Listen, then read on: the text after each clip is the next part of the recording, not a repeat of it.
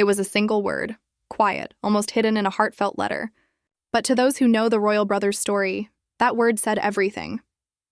For the first time in years, Prince Harry has broken the silence, and royal insiders believe he's reaching out, not to the crown, but to his brother. Could this be the first step toward a royal reconciliation the world thought would never come?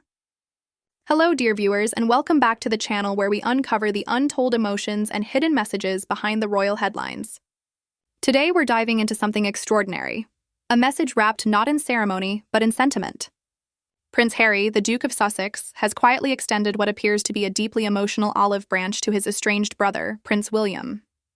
And it all begins with one word: currently. For years, the silence between the two sons of King Charles has been thunderous. Two men bound by blood, separated by history, and haunted by loss.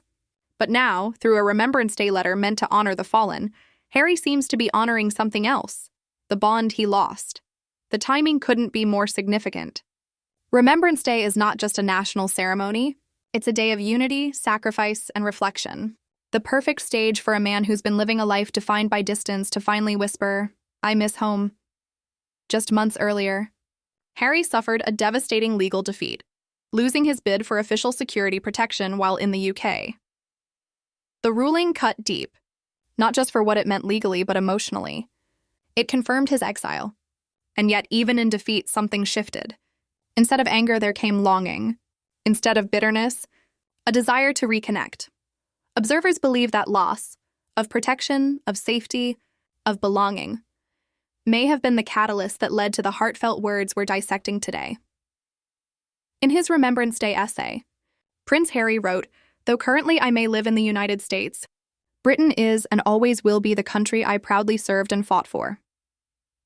At first glance, it's simple patriotism. But listen again. That one word, currently, carries emotional voltage.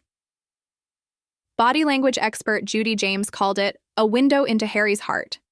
She explained that currently implies impermanence. It's the kind of word people use when they expect something to change. Not "I now live in America," but "currently I do." It's as if Harry's saying, "I'm here for now." That subtle choice changes everything. It's no longer exile, it's a pause. So, what does it mean? To many royal watchers, it's the clearest sign yet that Harry still sees the UK, and perhaps his family, as part of his story. Not the end of it. Judy James goes further, suggesting the language wasn't just patriotic, it was personal. A quiet message, aimed not at the public, but at William. And when you think about their shared history, that theory makes haunting sense. These were the brothers who once finished each other's sentences, who walked behind their mother's coffin side by side, who laughed in the barracks, trained together, and faced the flashing cameras as one. Their bond was built in tragedy and solidified in loyalty. To lose that, to turn silence into the soundtrack of their relationship, must cut deeper than any royal scandal. So when Harry speaks of loyalty, of service, of home, he's speaking in William's language. A language they both learned from the same woman, Diana. There's another layer here too. Harry's letter wasn't just a tribute to the fallen. It was an act of remembrance in every sense. Remembrance of duty, of home, and of the brother who once felt like his only ally in the world. And what better moment to reach out than Remembrance Day, the one day when both brothers pause, reflect, and honor their shared past in uniform. Royal insiders believe Harry's letter is more than nostalgia. It's a bridge, built with caution but built nonetheless. It's him saying, "I still belong. I still care. And maybe, one day, I'll come home."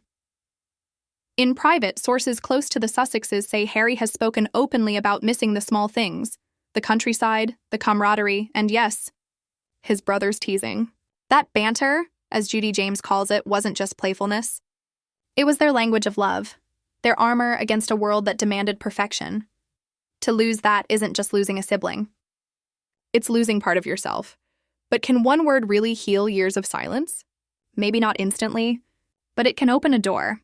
And according to experts, Harry just did. William, on the other hand, walks a delicate line. He's the heir to the throne, the future king, and the protector of the institution. Yet beneath all of that, he's still the big brother who once promised to look out for Harry. And if Harry's message truly reached him, perhaps there's a flicker of hope that promise can be rekindled. This isn't the first time we've seen hints of thawing ice. Earlier this year, Harry made a brief trip back to the UK to see his father. It was short, measured, but meaningful. Now, a letter like this one suggests the next chapter may not be about monarchy or media, but about mending what was lost. If Harry's currently is his signal, then maybe, just maybe, the next move belongs to William, and that's what makes this moment so powerful.